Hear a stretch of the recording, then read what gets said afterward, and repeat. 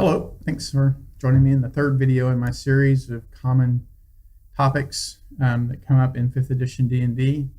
The one I'm going to talk about today, and for both players and DMs, I hope this will be, I'm going to share my observations on treasure. It comes up a lot. So I'm going to address two things. First, I'm going to address wealth, gold pieces, and then I'm going to address magic items. In previous editions, there was a strong currency economy built into the source material. Magic items had prices associated with them, trips and daily upkeep. I mean, it's on and on. 5th edition takes a big step away from that. And what you'll find is that there's just not a lot to spend your money on. It's just not in there. Even where there are rough guidelines for doing things like trying to set a price on magic items, they are inadequate at best. So my feelings on that is that I am very in favor of it. Dimgard has actually always been that way. I had issues going all the way back to 2nd edition with the heavy use of currency as a focus of D&D. And my reason for that is that a currency economy is a very recent phenomena. There were isolated cultures that used currency. Notably, the Roman Empire had currency, and some of the Greek city-states. But the idea of a market economy where prices are set, people show up with money and buy them at that price, very, very recent. Even today, in many parts of the world, they still don't have what we would call a market economy. The art of price setting is very individualistic. If you've ever shown up at a market in Central or South America, you'll know what I'm talking about. So I had a problem with the idea you have this medieval fantasy setting where shopkeepers had a list of prices, or even more so, magic shop owners had a list of prices, because that just breaks the paradigm, right? And so I was very glad to see in 5th edition that they broke away from the hard and exhaustive price lists that they had in previous editions. And there are other reasons, in addition to my preference for historical analogies in my game, that I like it. The other one is, from a role-playing standpoint, not having fixed prices is a much preferable mechanic. If for just at the most elementary level, the art of negotiating a price is a good reason for price-conscious players to invest resources in their characters that are not combat related, right? If you're worried about money, if you're worried about prices, then there's a good reason to take persuasion or insight or other negotiating related skills over athletics, right? So that's one thing. The other thing is, if you go beyond just negotiating prices, the exchange of goods and information between a character and an NPC can be a big driver for adventures, right? So that instead of a monetary exchange, if you need to construct plate mail for you, I need you to go and take care of this problem for me. And then there's no money involved. It's an exchange of favors. And now then the PCs are embroiled in a guild conflict between the Armorers Guild and the local nobility, or whatever the favor might be, right? But it can be a big and nice driver for role playing, for adventures, and I really like that. So I had this discussion with the player. Just says, well, what do I do? He's 10th level. He's got 3,000 gold pieces. It's like, well, what am I going to do with this? And I said, it's in 5th edition. It's a role playing device. You could, you should do something that is important to your character.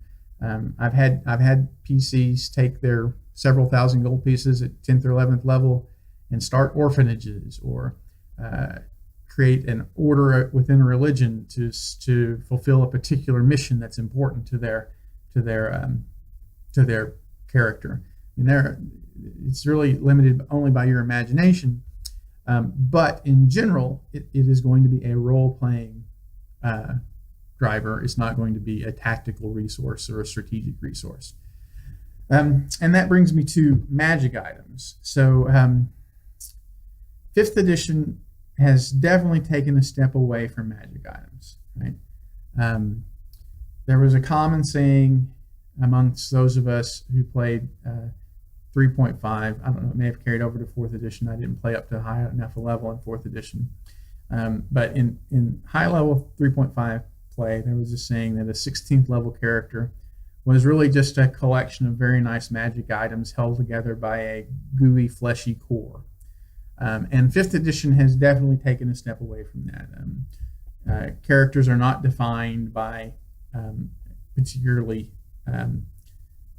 important collections of magic items. You may have a significant magic item within your group that can be a driver for important role playing, but you're not going to have 5 characters who are tweaked out with various magic items to really optimize them in combat. There is an exception to that. Adventure League hands out a permanent magic item in each adventure. So by the time you're 10th level, if you are inclined, you can have 4 or 5 very strong magic items that you've accumulated very easily. I don't do that because it destabilizes the play and makes it harder. So I deliberately shy away from large collection of magic items in my Adventure League characters. It's already if you have optimized characters, it's already fun enough. You don't need to just pile on with a blue dragon mask or whatever, or any of the various weapons out of Prince of the Apocalypse, which are just insane. So anyway, but going back to more general 5th edition magic items. So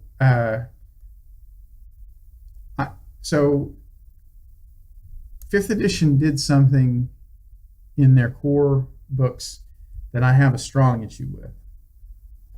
They established 5 categories of magic items. Common, so there are only like a couple of common, 4 common items. Uncommon, rare, very rare, legendary. And on first reading that, the impulse is to believe that all items in the same category have a similar influence on play, and it's just not the case. There's a huge difference between an uncommon drift globe and gauntlets of ogre power, which are also uncommon. One gives you +4 to all your strength-based attacks, and at least +4. The other one, and damage, and the other one, and athletics checks, and the other one lets you have light when you need it. Right, so dramatically different effects on the game, but they're both uncommon. So when I have new players joining my game, they will often ask, so you're 9th level, 10th level, whatever. All right, so do we have any magic items? And I will say, yeah, you can pick 1 or 2, whatever happens to be in that particular late joining campaign from this list.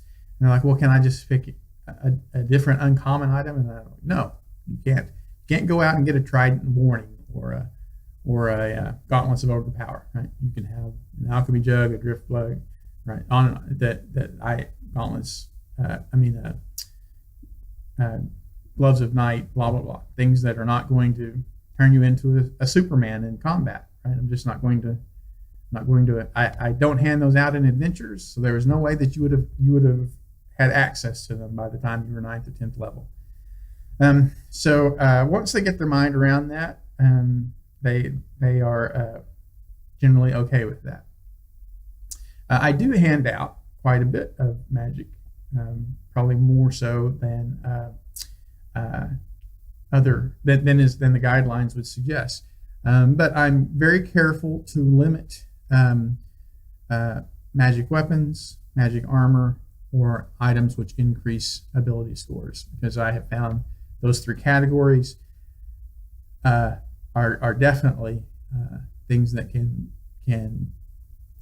skew the game, and it's not necessary to skew the game to have fun. You just don't need to. There is a way in 5th edition to basically turn permanent magic items into a limited resource. And I have to thank my friend John Wood for pointing this out to me. It's a mechanic in the DMG called blessings and charms. And a blessing can be used. It can be used for any effect, but the examples they use are to take a magic item that you don't want to grant full access to and turn it into a blessing, where they achieve that effect for a minute each day, and it recharges once per day. So if you don't want to give out a +1 weapon, or a magic sword that does an extra D4 or a D6 of flame or fire damage, you can instead have a blessing of fire damage, or blessing of fire, I guess you call it, where the weapon you're holding does an extra D6 of fire damage for 1 minute, and then it recharges once a day. So they don't have that for all 3 or 4 combat encounters that they go through. They have to choose when they're going to activate that, and it becomes a resource to be managed, which I much prefer than just a boon that's just increases their power curve. Charms are like blessings, except that they're consumables. So you might have a charm of endurance that allows you to cast Death Ward on yourself as a bonus action, and once it's consumed, once you use it, it goes away. So, blessings and charms are awarded by supernatural powers, and it can be a nice role-playing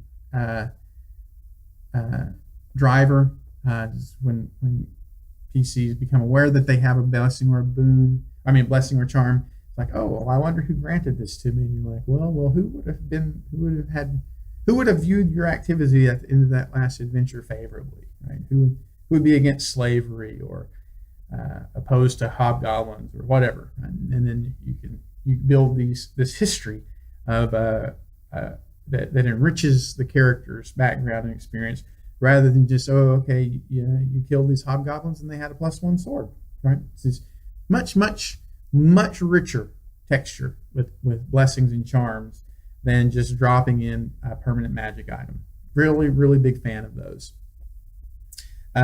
So to recap, right, I'm going to summarize. In 5th edition, gold is only useful for the things the DM decides they're useful for. It is much more a role-playing tool than a strategic asset. Magic items should be carefully rationed, and in particular, magic weapons, armor, and items that increase ability scores should probably be avoided. If not entirely, then like 1 per party per tier.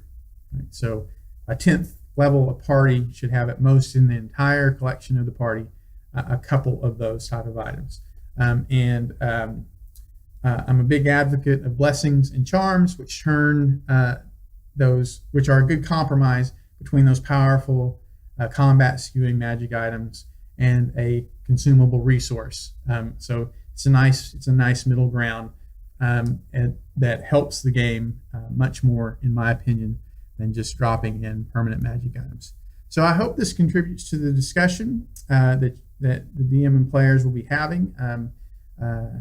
If you want to contact me with something that you have an opinion on that you would like for me to discuss in future videos, by all means, I would love that. Otherwise, I'll keep these rolling. I'm going to do a survey to just determine what my next topic will be. And it should be, I'm going to try to do these like once or twice a week. So thanks for tuning in.